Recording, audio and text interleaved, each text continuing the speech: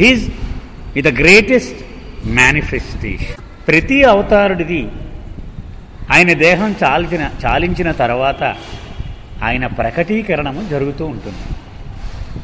కానీ మెహర్ బాబా అనేటువంటి ఈ అవతారములో ఆయన యొక్క అవతార ప్రకటీకరణం ఇదివరకు ఏ అవతారుని యొక్క ప్రకటీకరణము కంటే ఉన్నతముగా ఉంటుంది. The Avatar is the manifestation of God on earth. ఏమిటిది మేనిఫెస్టేషన్ అంటే?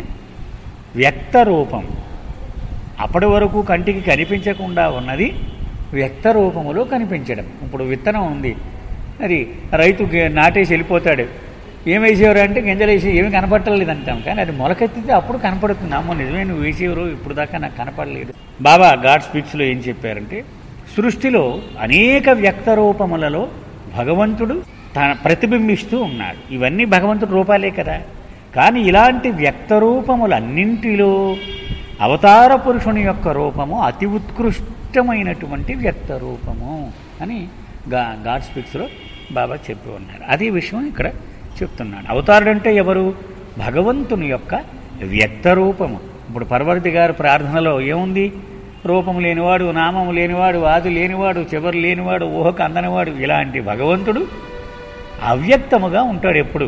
కానీ అవతారుడుగా వచ్చినప్పుడు అతను వ్యక్త రూపములో మనలాగే రక్తమాంసములతో కళ్ళు చెవులు ముక్కు వేసుకొని మన పలకరిస్తాడు, మనలాగే బాగున్నావా ఏంట్రనైనా అని.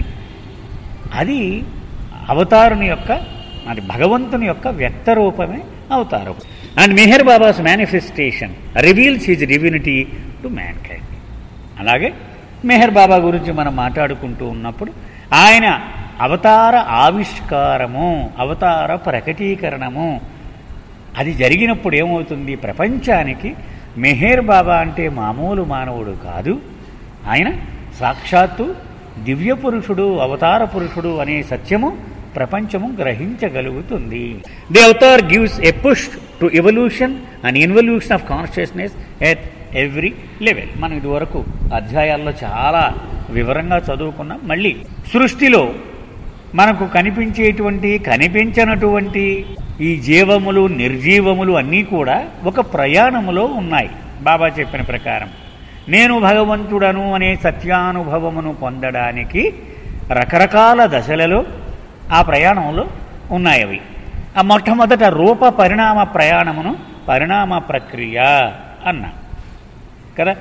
మానవ దేహముతో ఈ ప్రక్రియ అంతమైపోతుంది. మానవ దేహం వచ్చాక పునర్జన్మ ప్రక్రియ, అది అయిపోయినాక ఆంతరికమైనటువంటి పరిణామం, అంతఃపరిణామము అన్నాము. అది ఆధ్యాత్మిక మార్గం, దానినే ఇన్వల్యూషన్. అంచేత అవతార పురుషుడు ఈ భూమి మీద మానవదేహం వేసుకొని అడుగుపెట్టినప్పుడు పరిణామ క్రమములో ఉన్న ఆత్మలకు, అంతఃపరిణామ క్రమములో ఉన్న ఆత్మలకు ఆయన ముందడుగును ప్రసాదిస్తాడు. అంటే ఒకటిలో ఉన్నవాడు రెండుకి, రెండు వాడిని మూడుకి, మూడు నుంచి నాలుగుకి, అలాగే రాయి నుంచి లోహమునకు, లోహము నుంచి వృక్షమునకు, వృక్షంలో ఉన్నవాడిని క్రిమికి, ఇలా ముందుకు ఆయన నెడతాడు. అటువంటి ఆధ్యాత్మికమైన ముందడుగును ప్రసాదిస్తాడు ఆయన. అంటే చైతన్యము యొక్క వివిధ దశలలో ప్రతి దశలోనూ కూడా ఆ సాయము అంది తీరుతుంది. Through his universal work he makes it possible for humanity to experience his manifestation as God. ఆయన ఈ దేహముతో ఉన్నన్ని రోజులు కఠోరమైనటువంటి విశ్వ కార్యక్రమమును చేశాడు. ఆయన ఏం చేస్తున్నావయ్యా బాబా అంటే నీకేం తెలియదయ్యా ఇది విశ్వ కార్యక్రమం అనేవాడు. విశ్వ కార్యక్రమం యొక్క ఫలితముగా మానవాళి అందరూ కూడా ఆయన దివ్యత్వమును అనుభూతి పొందడానికి అది ఆస్కారము లభిస్తుంది. Age after age, the avatar does the same universal work. Each awakens humanity towards the path to truth and freedom. అనాదిగా ప్రతి అవతారుడు ఈ భూమి మీదకు వచ్చినప్పుడు ఆయన చేసే పని అదే. అంతేగాని రాజుగా రాజ్యం పరిపాలించడం, యుద్ధాలు చేయడం ఇవన్నీ బయటకు కనిపించేటువంటివే. అసలు ఆయన చేసేది విశ్వ కార్యక్రమమే. ఆయన ఎప్పుడు రాముడుగా వచ్చినా, కృష్ణుడిగా వచ్చినా, క్రైస్తుగా వచ్చినా, మహమ్మద్గా వచ్చినా ఆయన చేసేది మాత్రం ఇదే విశ్వ కార్యక్రమం. Out of eternal love the avatar takes physical form for the sake of the universe and after completing his universal work he gives up his physical body in final sacrifice for the world. అవతార పురుషుడికి అసలు దేహం వేసుకొని మన మధ్యకు రావలసినటువంటి అగత్యం లేదు ఆయన. ఎందుకని ఈ విశ్వములో నేను భగవంతుడను అనే గమ్యమును చేరుకున్న మొట్టమొదటి ఆత్మ ఆయన. హాయిగా ఫుల్ రెస్ట్లోకి వెళ్ళిపోవచ్చు ఆయన, మహానందమును అనుభవిస్తూ. రావలసిన అవసరమే లేదు. కానీ జాలి, కటాక్షము, కరుణ అనేటువంటి ఒక బలహీనత ఆయనకు ఉన్నది. ఆ బలహీనతను పోన్లేరా పాపం, వాళ్ళకి ఏం దారి తెలియటం లేదు అని ఆ ఒక్క బలహీనత వల్ల ఆయన మళ్ళీ మళ్ళీ వస్తూ ఉంటాడు. దానికోసమే ఈ దేహమును వేసుకుంటాడు. ఈ విశ్వ కార్యక్రమము పూర్తి అయిపోయిన వెంటనే ఆ దేహాన్ని ఈ విశ్వం కోసం బలి చేసి వెళ్ళిపోతూ ఉంటాడు. ఇదే ఆయన ప్రతి అవతారంలో చేసి. The avatars work however does not stop after the dropping of his physical body. మనం కుటుంబం ఎక్కడ ఉండిపోయింది, యజమాని ఎక్కడో ఉన్నాడు, ఉద్యోగం మీద ట్రాన్స్ఫర్ మన అందరూ చూస్తూ ఉంటాం. అయితే అక్కడి నుంచి అతను ఫోన్ల ద్వారా డబ్బు పంపించి బ్యాంకులో డబ్బు వేసి మేనేజ్ చేస్తూ ఉంటాడు. ఇక్కడ విషయాలన్నీ కూడా ఫోన్లో చెప్పేస్తూ ఉంటాడు మొబైల్లో. కానీ కొన్ని పనులకు మాత్రం అతను రావాలి కదా, ఏదో రిజిస్ట్రేషన్ ఉంది, ఆయన రమ్మనండి ఒకసారి. అలా ఆయన దేహముతో వస్తే కానీ జరగని కొన్ని పనులు ఉంటాయి. అవి చేయడానికి ఆయన ఖచ్చితంగా దేహంతో వచ్చి తీరవలసిందే. అలాంటి పనులు మాత్రమే దేహంతో ఉండగా చక్కబెడతాడు ఆయన. కానీ చాలా పనులు ఆయన దేహంతో లేనప్పుడు కూడా చేసే ఉంటాయి. వాటికి కంగారు పడ్డాయన, తర్వాత చూసుకుంటాలే మనం అవన్నీ. అందుచేత కేవలము భౌతిక దేహమును వదిలిపెట్టినంత మాత్రము చేత ఆయన చేతులు కడుక్కొని బయట చెప్పేడు మనకెప్పుడూ కూడా ఆయన పని అయిపోయినట్టు కాదు. The result of his work manifest gradually over a period of 100 or 200 years until the total result is achieved. ఆయన గింజలు నాటేసాడు, నీళ్లు పెట్టేసాడు, ఎరువేసేసాడు, దేహం వదిలేసాడు. మనం అలా చూస్తూ ఉండగా ఒకటి ఒకటి ఒకటి మొలకెత్తి కనపడుతూ ఉంటుంది. అది పూర్తిగా అందరికీ ఉపయోగకరంగా ఒక పంటలాగా రావడానికి 100 నుంచి 200 ఏళ్ళు సమయం, 100 ఏళ్ళు కానీ 200 ఏళ్ళు కానీ సమయం పడుతుంది. ఆయన చేసిన విశ్వ కార్యక్రమం యొక్క ఫలితాన్ని ప్రపంచము అందుకోవాలి అంటే అంత సమయం అవసరం అవుతుంది. When the total result of his universal work has manifested, every level of consciousness from stone to man receives a further push and is raised to a new level. అది ఒక్కసారి అందరికీ అందుబాటులోకి వచ్చింది అంటే ఏ చైతన్య స్థాయిలో ఉన్న ఆత్మకైనా సరే ముందడుగు దొరికి తీరుతుంది. రిజల్ట్స్ అనౌన్స్ చేసేది అవతారుడు వచ్చిన కాలంలోనే అనౌన్స్ చేయాలి. అంటే ఉదాహరణ, రాయిగా ఉన్నవాడు ఆ రాయిగానే మళ్ళీ అవతారుడు వచ్చే వరకు ఈ రాయిగానే పుడుతూ ఉంటాడు. రకరకాల ఈ దశలన్నీ ఆయన వచ్చినప్పుడు ప్రమోషన్ డిక్లేర్ చేసి వెళ్ళిపోతాడు. ఆయన రాయి నుంచి మెటల్ నుంచి ట్రీ, ఆ లిస్టులు రిలీజ్ చేసి వెళ్ళిపోతాడు ఆయన. అంటే ఒక పెద్ద మెట్టు ఎక్కడం అంటే అవతార పురుషుడు వచ్చినప్పుడు మాత్రమే అనౌన్స్ చేయాలి. అందుకే టు ఎ న్యూ లెవెల్ అన్నాడు. న్యూ అంటే ఏంటి? రాయిగా ఉన్నవాడు లోహం అవుతాడు, లోహంగా ఉన్నవాడు వృక్షం అవుతాడు, వృక్షంగా ఉన్నవాడు క్రిమి అవుతాడు, క్రిమిగా ఉన్నవాడు చేప అవుతాడు, చేపగా ఉన్నవాడు పక్షి అవుతాడు, పక్షిగా ఉన్నవాడు జంతువు అవుతాడు, జంతువుగా ఉన్నవాడు మానవుడు. సో అవతార పురుషుడు వచ్చినప్పుడు మాత్రమే ఈ ప్రమోషన్స్ డిక్లేర్ చేస్తూ ఉంటాడు. During the next 100 years the consciousness of humanity will be lifted to the level of intuition. అంచేత బాబా దేహం విడిచిపెట్టిన 100 సంవత్సరాల వరకు 1969లో ఆయన దేహం విడిచారు. సో 100 ఏళ్ళంటే 2069. ఇప్పుడు ఎక్కడున్నామని మనం 15లో ఉన్నాం. అంటే ఇంకా ఎన్నాళ్ళు ఉంది మనకి? 34 సంవత్సరముల 54 సంవత్సరాలు ఉంది. మరి ఏం ప్రమాదం లేదు మన ఎవరో. అందుచేత అప్పటి వరకు ఇంట్యూషన్ అనేటువంటి స్థితికి మనందరినీ తీసుకెళ్ళిపోతాడు. బాబా అన్నారు, ఈ అవతారంలో మానవాళికి నేను ఇచ్చేటువంటి పరమ భాగ్యమైన వరం ఏమిటయ్యా అంటే ఇంట్యూషన్ అన్నారు. ఏమిటి ఇంట్యూషన్ అంటే? ఏ కారణము లేకుండానే తరువాత క్షణంలో ఏమి జరుగుతుందో ఇప్పుడే తెలిసిపోతూ ఉంటుంది నాకు. ఇంట్యూషన్ అంటే భవిష్యత్తులో జరగబోయేటువంటి విషయము నాకు తెలిసిపోతూ ఉంటుంది. అది ఎలా తెలిసిపోతుందంటే ఏమో నాకు తెలియదు. అది నేనేమో నేర్చుకుని వచ్చిన కోర్సు ఏం కాదు ఇది. దాని ఈశ్వరీయ ప్రేరేపిత జ్ఞానం, ఈశ్వరుడు ఇచ్చినటువంటి జ్ఞానం అనమాట. అది మనకి తెలిసిపోతూ ఉంటుంది. అది ఇంట్యూషన్ అంటే. నువ్వు వెళ్ళకు, నీకు యాక్సిడెంట్ అయిపోద్ది అంటాడు. మనం వింటూ ఉంటాం చాలా సంఘటనలు. వాడు ఆగిపోతాడు, అది యాక్సిడెంట్ అయిపోయి చాలామంది చనిపోతారు అందులో. అలాంటి ఇంట్యూషన్ మానవాళికి ప్రసాదంగా ఇచ్చేస్తాను అన్నారు బాబు. అంటే ఈ 100 ఏళ్లలోనూ ఆయన మేనిఫెస్టేషన్ పూర్తి అవగానే అందరికీ ఆ వరం లభిస్తుంది అని బాబూజీ చెప్తూ ఉన్నారు. Then it will be possible for human beings to journey inward along the straight path to God without those intellectual obstructions which arise through reason. మనం ప్రతిదానికి ప్రశ్నలు వేసుకుంటూ ఉంటాం కదా, అది ఎలాగండి? మనం కొంతమంది ఉంటారు ప్రశ్నలే ప్రశ్నలు అలాగ పరంపరల కింద వేస్తూ ఉంటారు. ఇక వాడికి ముందుకు వెళ్ళదు బండి, అన్ని ప్రశ్నలే. ఎలా జరుగుద్దండి, ఎలా కుదురుద్దండి అంటూ ఉంటాయి. ఎప్పుడైతే ఇంట్యూషన్ వచ్చిందో అన్నీ తెలిసిపోతూ ఉంటాయి, స్ట్రెయిట్గా కనపడిపోతూ ఉంటాయి అన్నీ కూడా. నెక్స్ట్ ఇది నెక్స్ట్ ఇది నెక్స్ట్ ఇది అని. సో వీడిని వేధించడం, ఈ బుద్ధి వేధింపులు తగ్గిపోతాయి. వాడికి పక్కన పెట్టేస్తాడు, కనపడుతూ ఉంటుంది వాడికి సూటుగా. నెక్స్ట్ స్టెప్ ఏంటో వాడికి తెలిసిపోతూ ఉంటుంది కదా. ఇక వాడికి వేధించదు, సక్రమంగా నేరుగా ఆ సత్యం వైపు వాడు అడుగులు వేస్తూ ముందుకు సాగుతాడు. Humanity is always placed upon the straight path to God as the result of the avatar's universal work, and it is always during the period of manifestation that humanity awakens towards God. ఎప్పుడు కూడా పాపం భగవంతుడు మనల్ని చాలా సక్రమమైన మార్గంలోనే పెడతాడు. ఇప్పుడు పొద్దున్నే తల్లి పిల్లల్ని పంపిస్తుంది, ఏ తల్లి అయినా సరే, వాడికి శుభ్రంగా స్నానం చేయించి దువ్వి పౌడర్ రాసి కొత్త బట్టలు వేసి ఆ షూ పాలిష్ చేసి ఒక క్యారేజ్ ఇట్టి పాపం ఏ తల్లి అయినా అంతే ప్రపంచంలో. వాడు సాయంత్రానికి వచ్చేటప్పుడు ఎలా వస్తాడు, వాడు తల ఊడిపోయి ఇదంతా మరకలు ఉండి ఇదంతా అస్తవ్యస్తంగా చేసుకొని వస్తాడు కదా.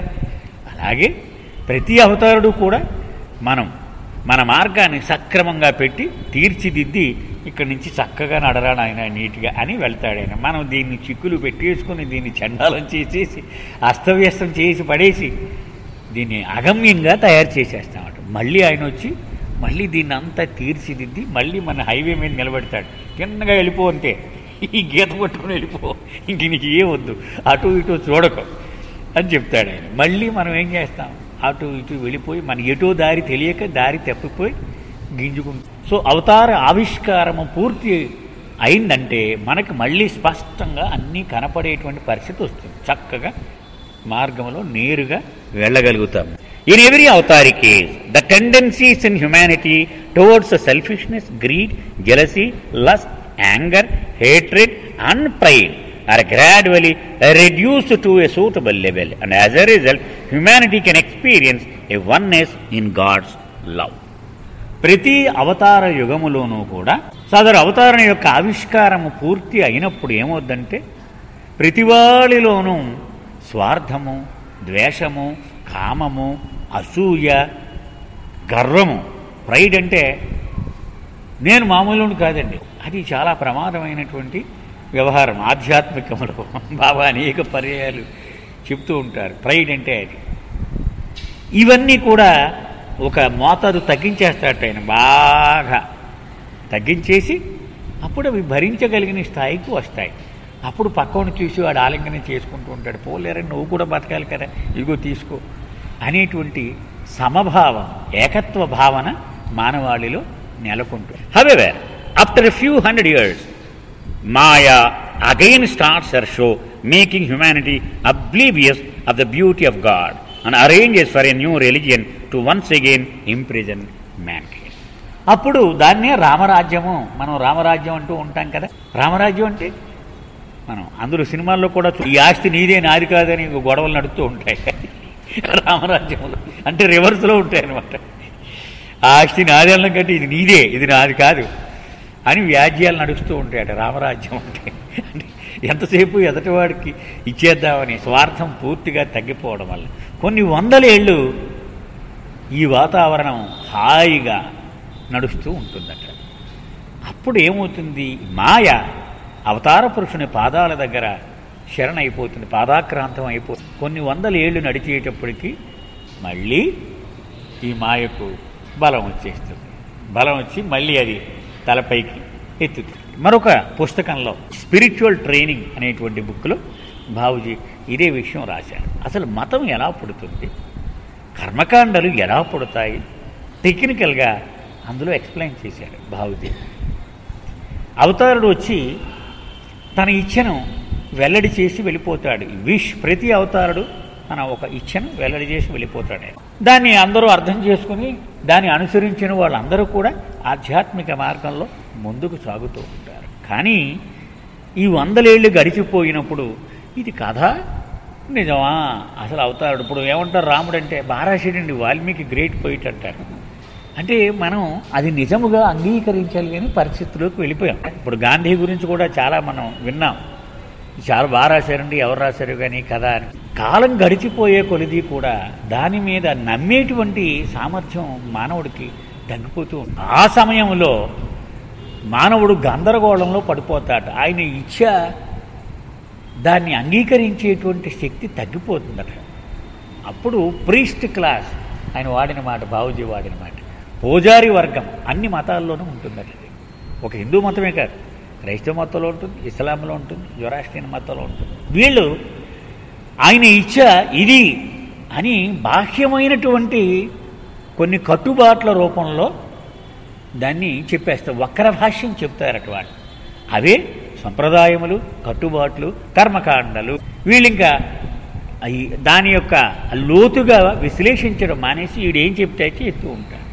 ఇతను ఇక నిలబడి ఇలా చేయి అలా చేయి అని ఒక మతము తయారైపోతుంది. ఇవన్నీ చేసేవాళ్ళు ఏదో నల్లగొడ్లు వేసుకోవాలని చెప్పామనుకోండి, వీళ్ళంతా ఒక మతం అయిపోతారు. తెల్లబట్లు వేసుకోవాలి, వీళ్ళంతా ఒక మతం. అలాగూ మతము తయారైపోతుంది. Once again imprison mankind. మతం అనగానే ఏం చేస్తుంది? మానవుణ్ణి బందీ చేసేస్తుంది. Gradually over centuries this new religion becomes perverted into orthodoxy. ఇది ఛాందసంలోకి వెళ్ళిపోతుంది. రోజులు గడవగా ఏమవుతుంది? వెళ్ళిపోతుంది. దానికి ఒక అధిపతి వస్తాడు, పీఠాధిపతి వస్తాడు. భగవంతుడికి దండం పెట్టాలంటే ఆయన పర్మిషన్ కావాలి. చెప్పండి మీ పేరు ఈయన చెప్తే కానీ ఆయన భగవంతుడు విన్నమాట. ఈయన చదువుతూ ఉంటాడు, ఇగో పలానా వాడు వచ్చాడండి విశ్వనాథం గారు, కాకినాడ. ఏ ఊరు? కాకినాడ అని చెప్తాడంటే అది ఎంత అవమానకరమైన పరిస్థితి అయిపోతుంది. ఒక సందర్భంలో బాబాని అడగడం జరిగింది. ఒక పురోహితుడు, ఒక మీడియేటర్ భగవంతుని ప్రార్థన చేయడానికి అవసరమా అని ప్రశ్నించడం జరిగింది బాబాని. బాబా నీ కొడుకున్నాడా అని అడిగారు. ఉన్నాడన్నాడు. ఎంత వయసు అంటే ఏదో వయసు. ఒకనాడు పక్కింటి వాడిని చేయి పట్టుకొని తీసుకుని వచ్చి నీ ఎదురుగా నిలబడ్డాడు అనుకో, ఏంట్రా నాన్న ఆయన్ని తీసుకొచ్చానంటే నీతోటి కొంచెం మాట్లాడాలి నాన్న అందుకని తీసుకొచ్చానంటే ఫస్ట్ రియాక్షన్ ఏమిటి? ఎంత బాధ కలుగుద్ది. అదేంటి నీకు నేను చూసేది నేను, పొద్దున్నుంచి సాయంత్రం వరకు తిండి పెట్టేది నేను, నీ గుడ్డ కొనేది నేను కదా, కష్టం వస్తే చూసేది నేను, ఆని తీసుకొచ్చేవి నాతో మాట్లాడినాక నువ్వు మాట్లాడకూడదా? నేను ఎప్పుడైనా కాదన్నానా అని ఎంత బాధపడతావో. ఒక మధ్యవర్తి ద్వారా నాకు ప్రార్థన చేస్తే నేను అంతే నొచ్చుకుంటాను. నీకు నిజమైన తండ్రిని, అసలైన తండ్రిని నాకు ప్రార్థన చేయడానికి నువ్వు ఇంకొకరిని తేవడం మన ఇద్దరి మధ్యన ఉన్న సంబంధమును అవహేళన చేయడమే. సో అది జరుగుతుందన్నమాట. ఈ మతం వచ్చేసి మనని బందీ చేసేసి గ్రాడ్యువల్గా క్రమంగా ఈ మతం నుంచి ఛాందసవాదం అంటే వెనకాలన్న ఆరాధ్య దైవం మర్చిపోయి ఇది చేయకూడదు, ఇది చేయొచ్చు, ఇది ఇలా చేయాలి, ఇలాగే చేయాలి. Religious expression starts being practised mechanically without the feeling of God's love. అసలు భగవంతుడి మీద ఏ రకమైన అనుభూతి లేకుండా అది అలా చేయాలి, చేసే అంతే. అటుపళ్ళు పెట్టేయండి, ఇది పెట్టేయండి, ఇది పెట్టేయండి అంటే పెట్టేయడం అయిపోయిన పూజ అంటే. అసలు ఆయన గురించి మనము ఎంతసేపు ఆలోచించాము అనే స్పృహ లేకుండానే ఇవన్నీ చేసేటువంటి పరిస్థితి వచ్చేసి. This orthodoxy happens in every age. ప్రతి అవతార యుగములోనూ ఈ ఛాందసవాదము ఏర్పడి తీరుతుంది. In the name of religion prisons of orthodoxy surround మ్యాన్కే. ఒక కొత్త జైలు తయారవుతూ ఉంటుంది ప్రతి కొత్త అవతారం వచ్చినప్పుడల్లా. ఆ జైలు కొత్తగా ఉంటుందన్నమాట. దానికి కొత్త ఛాందసవాదం అనే రూల్స్ వస్తూ ఉంటాయి. మానవుడికి ఇవన్నీ కొత్తగా తయారవుతూ ఉంటాయి. From the times of Zoroaster, Ram, Krishna, Buddha, Jesus, Muhammad up to the present cycle, in this period of time, different types of orthodoxy are found which were produced in past ages.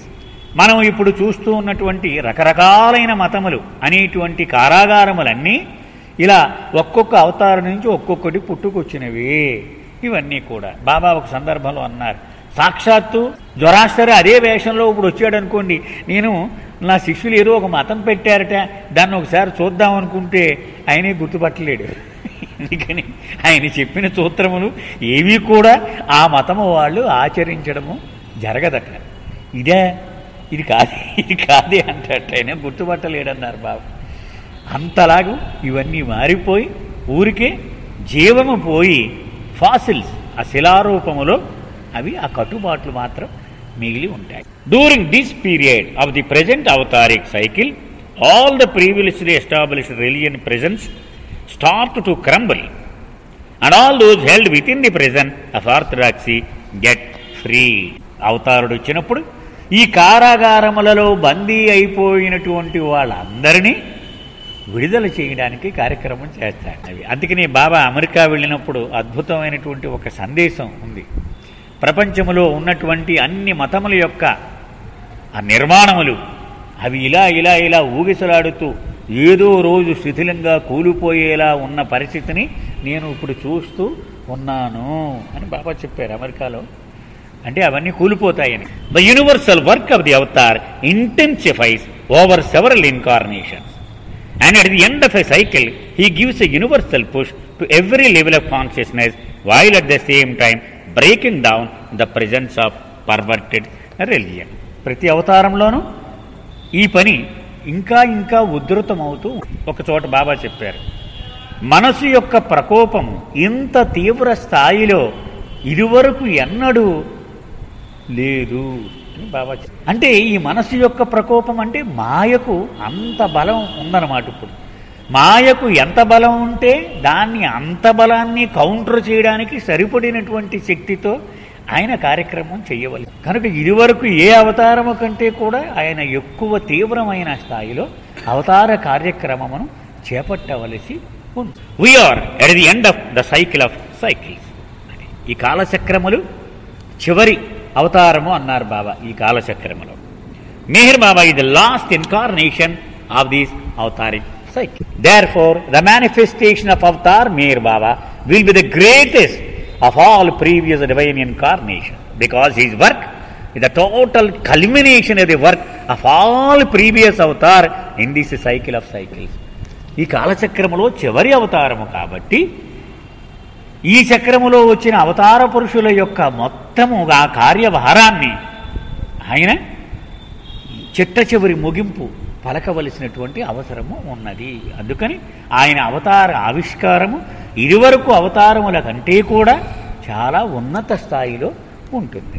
Not merely a section of the world will be affected by his manifestation as it was with the Arab or Muhammad or Jews or Raman with Jesus. The races of India as with Buddha, Krishna, Ram, but humanity all over the world will be awakened during Meher Baba's manifestation as God. చాలా ముఖ్యమైన విషయం చెప్తూ ఉన్నాడు. పూర్వం అవతారాల్లో రాముడు కృష్ణుడు ఒక్క హిందూ దేశము మాత్రమే ప్రభావితం అయ్యారు. అలాగే మహమ్మద్ కేవలం అరబ్బులు మాత్రమే ప్రభావితులు అయ్యారు. అలాగే క్రైస్తు అక్కడ ఆ దేశములు మాత్రమే ప్రభావితం అయ్యాయి. కానీ ఇది యూనివర్సల్ అవతార్, విశ్వాత్మకమైనటువంటి అవతారుడు. అంచేతే 15 సార్లు సుమారు బాబా ప్రపంచాన్ని చుట్టి వచ్చారు. అందుకని ఈ అవతార ఆవిష్కారము జరిగినప్పుడు మొత్తము ప్రపంచమే ఆ ప్రయోజనాన్ని పొంది తీరుతుంది. The establishment of religion is the outcome of orthodoxy. ఈ ఛాందసవాదము అనేటువంటిది మనందరిలో ఆ వికారం దాక్కుని ఉంటుంది. అది ఈ మతాన్ని పుట్టించేస్తే కానీ దానికి స్థిమితం ఉండదన్నమాట. అది మనలో కూడా అనుకుంటూ ఉంటాం. చూడండి, కొంతమంది ఏదో అనుకుంటారు. ఇప్పుడు ఏదో ప్రార్థన జరుగుతూ ఉంటుంది అనుకోండి, ఏ రైల్లోనూ చేస్తూ ఉంటాం. ఆ పక్కోళ్ళు కూడా నుంచోమంటాడు, ఎవడో పాపం విశ్వనాథం గారు లేదు, వాళ్ళెందుకు ఇద్దరు మనం నుంచుందాం అంటాడు. అంటే ఒక పరిమితి పెట్టేసుకుంటూ ఉంటాడు. మనం అందరం ఒకలాంటి చీరలు కట్టుకుందాం, ఒకలాంటి డ్రెస్ వేసుకుందాం. కొన్ని సహవాసులు చూస్తూ ఉంటాం, మనం ఒకలాంటి డ్రెస్ వేసుకుని వస్తూ ఉంటారు అందరూ. అంటే ఒక గుర్తింపు, మనం మిగిలిన వాళ్ళతో కాకుండా మనం వేరేగా ఉన్నట్టుగా కనపడాలి. ఇది ఆ లోపల ఉన్న వికారం అన్నమాట. ఇది రకరకాలుగా అది బయటకు కనపడుతూ ఆ ఛాందసవాదం యొక్క లక్షణం అది. అది మతం పెడితే కానీ దాని స్థిమితం ఉండదన్నమాట. మనం వేరే అండి, మనం ఇదే అండి. 7 గంటలకు ప్రార్థన చేయాలా, 7 గంటలకు, 10 కంటే కుదరదు, 6 కుదరదు, 7 గంటలకే. Orthodoxy arises from religious minded leaders who make people conform to a prescribed set of standards. మనం ఇందాక చెప్పుకున్నామే, బాబూజీ చెప్పింది. మనిషి గందరగోళంలో ఉన్నప్పుడు ఒక నాయకుడు లేస్తాడు, వాడు చెప్తూ ఉంటాడు, అది అలా చేయండి, ఇది ఎలా చేయండి. అది ఒక రకమైనటువంటి సహజమైన నేతృత్వం ఉంటుంది. మన పెళ్ళిళ్ళు అది చూస్తూ ఉంటాం, ముసలాళ్ళు ఉంటారు 80 ఏళ్ళు 70 ఏళ్ళు, వాళ్ళకి ఏమీ తెలియదు కానీ ఈ టైంలో అది అలాగే చేయాలండి, ఇది ఇలా చేయాలి, వాళ్ళు శాసనం లెవెల్లో చెప్తూ ఉంటారు. అందరూ కూడా బాబు ఆవిడ ఏం చెప్తే అదే చేయాలి. అలాగే ఇది కూడా వాళ్ళు చెప్పేస్తూ ఉంటారు, ఇది ఇలా కుదరదు, ఇది ఇలా చేయాలి అని చెప్తూ ఉంటారు. అది గ్రాడ్యువల్గా అది మతం అయిపోతుంది. అసలు ఎందుకు చేస్తున్నామో, ఆ వెనక ఎవడున్నాడో అది మాత్రం టోటల్గా మనం విస్మరించే పరిస్థితి వస్తుంది. Orthodoxy is found in every religion in the world today, though the form of that orthodoxy varies. ప్రతి మతం వాడు ఏమనుకుంటాడు, నా మతం చాలా గొప్పది, పర్ఫెక్ట్, కానీ అవతల మతం మాత్రం ఛాందసం అండి. అది అన్ని మతములలోనూ సమానమైనటువంటి నిష్పత్తిలో ఈ ఛాందసము నిండిపోయి one-pointed orthodoxy is established in the name of religion, and this type of orthodoxy allows no scope or dimension of progress on the spiritual path. ఇంకా వీడు వెళ్ళకూడదు, ఎక్కడికే ఇంకొక దానిలోకి వెళ్ళకూడదు అని ఒక గీతలు గీసేస్తూ ఉంటారనమాట. 1-pointed, ఇక్కడ నువ్వు ఇక్కడ ఉంటే అంతే, నువ్వు ఆ మతంలో ఉన్నావు అంటే నీ వేషం మార్చేయాలి, మొత్తం టోటల్గా మారిపోవాలి, ఇంకో దేవుడికి దండం పెట్టకూడదు, ఇంకొక దేవుడి దగ్గరికి వెళ్ళకూడదు, ఇవన్నీ వచ్చేస్తూ ఉంటాయి. దీనివల్ల ఆధ్యాత్మిక మార్గంలో వీడు ముందుకు వెళ్ళే పరిస్థితి లేదు. ఎందుకని అసలు దేవుడి గురించి వీడికి టైం లేదు, ఈ విధానము తంతు గురించే వీడి రోజంతా అయిపోతారు. కాబట్టి వీడి ఆధ్యాత్మిక మార్గములో ముందుకు వెళ్ళడానికి ఆస్కారము ఉండదు. This orthodoxy negates the dimensions of the higher planes of subtle and mental consciousness. అందుచేత సూక్ష్మ ప్రపంచములోను కానీ మానసిక ప్రపంచములోను కానీ అడుగు పెట్టడానికి ఇవన్నీ అవరోధములుగా తయారైపోయి. It creates rules for only rituals and ceremonies and it maintains its own tight knit society. Rules, ఒక్కొక్క మతానికి ఒక్కొక్క రూల్స్ వాడు, ఇవన్నీ దీనివల్ల ఆ గుప్పిట్లో పెట్టుకుంటాడనమాట. ఆ నాయకుడు ఎవడైతే ఉన్నాడో వాడు ఈ రకంగా డ్రెస్ వేయకపోతే వాడు నిలబెట్టి అడిగేస్తారు అక్కడ, ఏంటి నువ్వు నిన్ను ఇలా చేసావట అని చేత వాడు గుప్పిట్లో అలాగా ఆ సంఘం ఎక్కడికి జారిపోకుండా ఉండేలాగా వాడు చూసుకుంటూ ఉంటాడు. The leadership keep the people in the prison of perverted religion so tightly confined that they cannot even attempt to experience the things which exist out side of their religion. ఎంతలా ఉంటుందంటే విశ్వనాథన్ గారు పట్టుకెళ్ళి బాబా పుస్తకం ఇస్తారు, ఏముండదు మన ఇలా కార్యక్రమం ముందు రండి అంటే, అమ్మ మీరు రాలేము సార్, కుదరని పరిస్థితి వస్తుంది. మళ్ళీ బాణేశ్వరవారి ఊళ్ళో వీళ్ళ పాప చెప్పిందేమో జయబాబా అంటే ఎవరో ఇంకొక మతం ఫాలో అయ్యేవాడు, పాపం వచ్చింది ఆవిడాను, కానీ జయబాబా అనలేనమ్మా మా మతం ప్రకారం కుదరదు మరి నాకు అందట ఆవిడ. ఎందుకంటే అంటే అక్కడ కష్టమైపోతుంది అనమాట ఆవిడ పరిస్థితి. అందుచేత ఒక సత్యమైన విషయాన్ని తెలుసుకునేటువంటి అవకాశం కూడా వీళ్ళు కోల్పోయి నష్టపోయేటువంటి పరిస్థితి వచ్చేసి. This orthodoxy negates mysticism and all higher states of spiritual consciousness which develop during involution. ఈ మత ఛాందసులకు ఆధ్యాత్మిక మార్గంలోని లోతైనటువంటి ప్రయాణం గురించి అసలు ఏమీ తెలియదు. కాబట్టి ఇవన్నీ ఆ ప్రయాణం మనకు అడ్డొచ్చేస్తూ ఉంటాయి. వీడు ఎందుకని బాహ్యంగానే వీడు చేస్తూ ఉంటాడు ఇదంతా. మనం అనుకున్నాం షరియత్ హకీకత్ అని, వీళ్ళంతా కట్టుబాట్లు బాహ్యమైనటువంటి ఈ భాగమే తెలుసు, కానీ ఆంతరికమైన జ్ఞానము కూడా ప్రతి మతములోనూ ఉంటుంది. కానీ దాన్ని ఎవడూ పట్టించుకోడు. దాన్ని ఇదే చెప్తాడు, ఇది చేయాలి, ఇది చేయకూడదు, ఇది చేయాలి, చేయకూడదు, ఇదే. కానీ అసలు లోపల ఉన్నటువంటి సత్యము గురించి అది పట్టించుకోరు. The prison of these orthodoxy built upon a religion will be broken by the force of avatar Meher Baba's universal work. Avatar Meher Baba చేసిన విశ్వ కార్యక్రమము కారణముగా ఈ అడ్డుగోడలు క్రమక్రమంగా ఇవి బీటలు వారు. The people with in the present will be ఫ్రీడ్ to enjoy the air of spiritual awakening. అవతార పురుషుడు మానవాళికి ఇచ్చిన పరమ భాగ్యమైన ఆధ్యాత్మిక మేలుకొలుపు అనే ప్రసాదాన్ని వాళ్ళందరూ అందుకునేటువంటి వాతావరణము ఆయన ఏర్పరచగలుగుతాడు. మొన్న మెహరాబాద్ వెళ్ళాను కదండి, ఒకరొక ముస్లిం ఫ్యామిలీ, పెద్ద ఫ్యామిలీ, తాత, కొడుకు, మనవడు, మనవరాళ్ళు అందరూ కూడా అదే వేషాల్లో ఉన్నారు. వాళ్ళు పూర్తిగా బాబాకి అంకితం అయిపోయి ఉన్నారనమాట. వాళ్ళంతా వాళ్ళ సమాధి ముందు కూడా నమాజులాగా మోకరిల్లి వాళ్ళు చేస్తూ ఉన్నారు. చాలాసేపు మాట్లాడిన తర్వాత మొత్తం అన్నీ వదిలేసామని చెప్పారు, ఓన్లీ బాబా. అంటే మరి ఎలా సాధ్యమైంది? మనం ఊహించగలమా? ఒక మహమ్మదీయుడు వాళ్ళ ఇది కాకుండా ఇంకొక దానిలోకి వెళ్ళగలగడం, అది ఆయన చేసినటువంటి విశ్వ కార్యక్రమం యొక్క ఫలితం. అలాగే ఈయన ఫ్రెండ్ ఒక ఆయన ఉన్నారు, క్రిస్టియన్ పాస్టర్, శాంతారాం గారి ఫ్రెండ్, జ్ఞాపకం ఉన్నాడా మీకు? ఆయన కూడా అంతే, పాస్టర్. చాలా ఏళ్లుగా ఆయన క్రిస్టియన్ ఫాదర్గా ఉండి ఎంతోమందికి ఆ క్రిస్టియానిటీని బోధించిన వ్యక్తి ఈవేళ చాలా అద్భుతమైన ప్రేమికుడిగా మారిపోయాడు. అందరికీ బాబా గురించి చెప్తున్నాడు. అది అంటే అది ఎలాగ సాధ్యం అవుతుంది అంటే అవతార పురుషుడు చేసిన విశ్వ కార్యక్రమము ఫలితముగా. ఈ ఛాందసవాదములో రకరకాలైనటువంటి వర్గములు ఉన్నాయి. వాటిలన్నిటి గురించి కూడా ఇందులో వివరించాడు ఆయన. Over the next 100 years the people of all religions will be awakened in the love of God through the universal work of Avatar Meher Baba.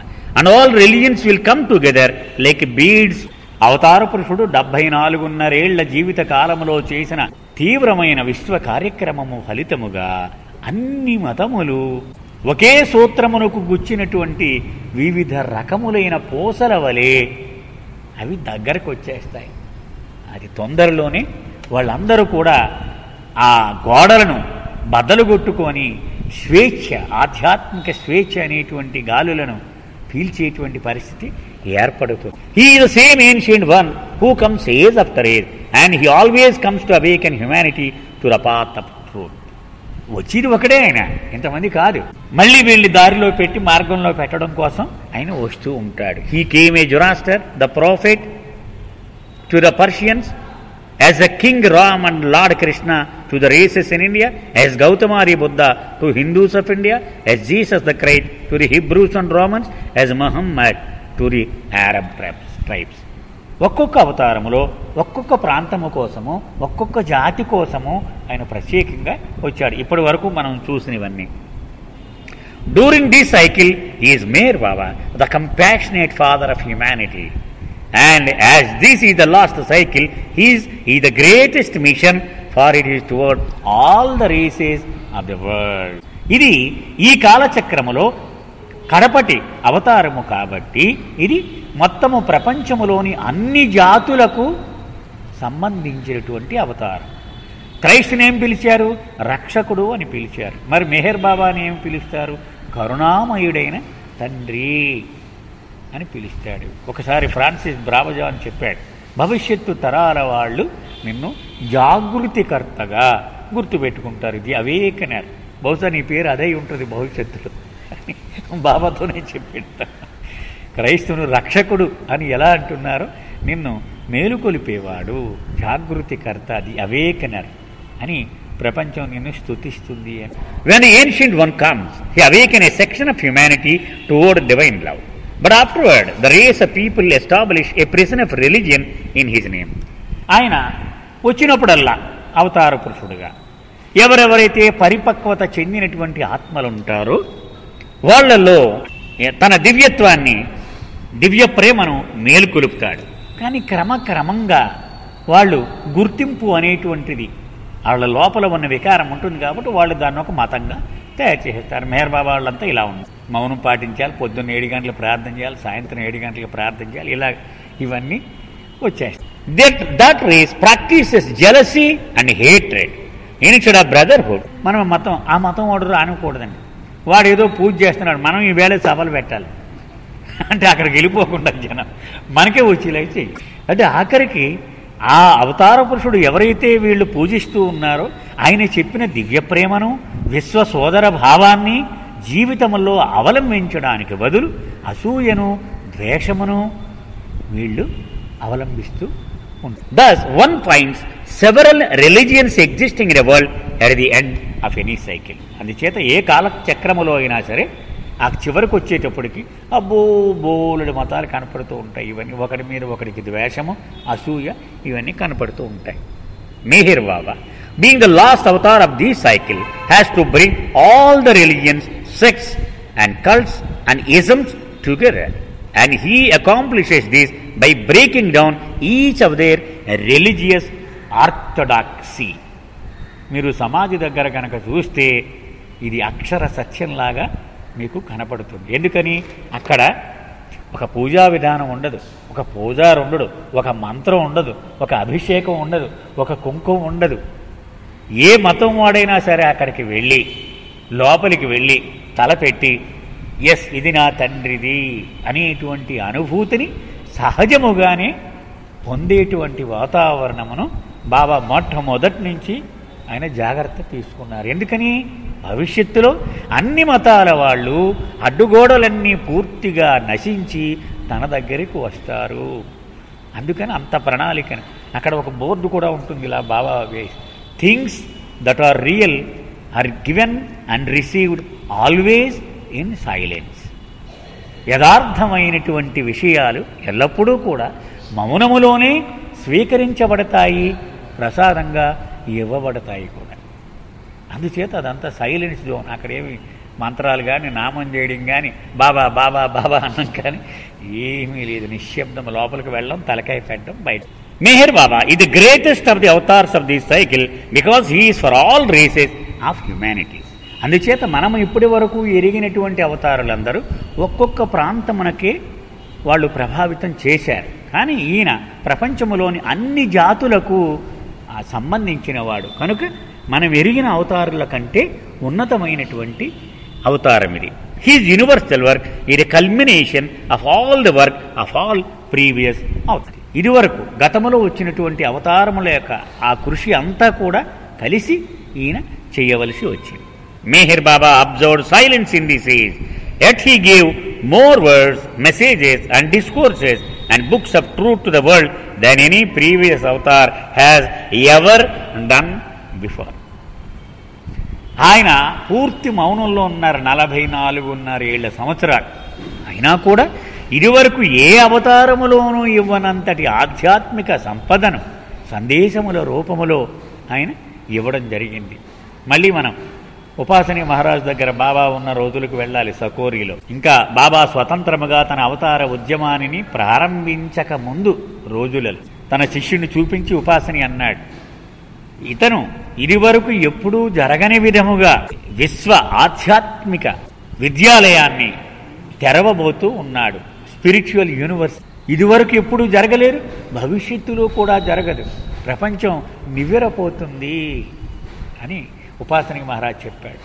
అంతటి ఆధ్యాత్మిక సంపదను బాబా ఈ అవతారంలో మనకి ఇచ్చాడు. Meher Baba live most of his life in seclusion. ఆయన జీవితంలో ఎప్పుడు చూసినా ఏకాంతవాసమే.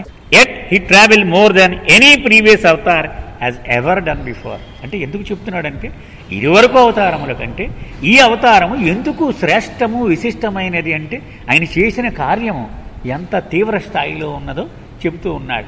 ఏకాంతవాసములో ఉండి కూడా సుమారు 15 సార్లు భారతదేశం యొక్క బౌండరీస్ దాటి విశ్వాన్ని మొత్తం సందర్శన చేశాడు ఆయన. Meher Baba gave his physical contact to many thousands of people in the world more than in any previous avatar.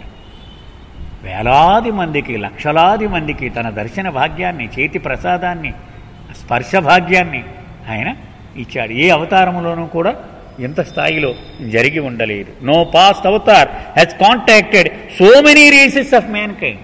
ఇన్ని జాతుల వాళ్ళు, తెల్లవాళ్ళు, నల్లవాళ్ళు, అందరూ మొత్తం ప్రపంచంలో ఉన్న అన్ని జాతులను ఆయన చుట్టుముట్టి వచ్చాడు. He contacted the masts and reveal more about the planes of the subtle and mental words and reveal more about God intoxication than any previous avatar. అసలు మస్తు కార్యక్రమం అంటే ఏమిటి, ఈ మస్తులు ఎన్ని రకాలు ఉంటారు, ఏ ఏ భూమికల్లో ఉంటారు, ఇవన్నీ ఏ అవతారంలోనూ చెప్పిన దాఖలాలు లేవు. Therefore, his work will benefit the world more than any of the previous avatars. అంత తీవ్రమైన కార్యక్రమం చేశాడు కాబట్టి ఈయన చేసినటువంటి కార్యక్రమ ఫలితము తీవ్రమైన స్థాయిలో ప్రపంచానికి అందబోతూ ఉన్నది. Meher Baba's universal work will sum up all his previous avataric advents and will culminate during this avataric period. ఇది వరకు అవతారములలో ఆ అవతారులు చేపట్టినటువంటి ఆ విశ్వ కార్యక్రమము యొక్క ప్రయోజనములన్నీ క్రోడీకరింపబడి ఈ అవతారములో మానవాళికి దక్కబోతుంది. The people of each religion of the world will recognize him as the same ancient one who appeared in the form of Zoroaster, Ram, Krishna, Buddha, Jesus and Muhammad. ఏ మతమునకు చెందినవాడైనా సరే నా రాముడే ఈయన, నా కృష్ణుడే ఈయన, నా బుద్ధుడు ఈయన, నా క్రైస్తు ప్రభు ఈయన, నా మహమ్మద్ ఈయన అని గుర్తించేటువంటి రోజు వస్తుంది. Meher Baba has brought to a culminating point all the universal work completed in the past avataric periods of this cycle. He has done more work in this cycle, hence his manifestation will be the greatest in this cycle of cycles. అతని యొక్క అవతార ఆవిష్కారము జరిగినప్పుడు లోకానికి కలిగేటువంటి ఆ శ్రేయస్సు దేని మీద ఆధారపడి ఉంటుంది? ఆ అవతారములో అతను చేపట్టిన అవతార కార్యక్రమమును అనుసరించి ఉంటుంది. ఇదివరకు ఏ అవతారము కంటే కూడా అతి తీవ్రమైన కార్యక్రమాన్ని చేపట్టాడు కాబట్టి దీని ప్రయోజనము కూడా పెద్ద స్థాయిలో జరిగి తీరుతుంది. Meher Baba is the last avatar of the cycle and he has worked for each and every human being to bring them to a deeper inner level of consciousness thus they can individually experience oneness with God. ఆయన చేసిన కార్యక్రమ ఫలితము ప్రతి జీవికి నిర్జీవికి అంది తీరుతుంది.